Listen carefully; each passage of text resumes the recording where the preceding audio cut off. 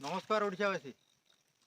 आज गोटे नुआ टिप्स रे आपण पई मु आसीची मु मिस्टर अखय। ये आज्ञा देखंतु ये होची गंगई तोड़ी आना आना होची गंगई तोड़ी। आज्ञा ये माछटी देखंतु गंगई तोड़ी ये प्राय सबुठी मिले। जार पिला माने बिछना रे परिश्रा करूछंती, जो छोट पिला माने बड़ जे कोनसी लोक बिछना रे परिश्रा करू से लोक मानक पई एटा होची सबुठु भल औषध।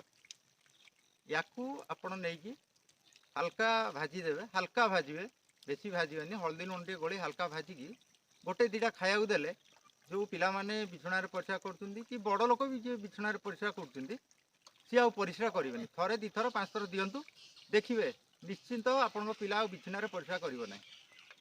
दया करी जणेबे आपण सक्सेस हेले कि नाही। कमेंट बॉक्स रे दया करी लिखिबे जे केते दूर आपण सफल पाइले। रहूची जय जगन्नाथ।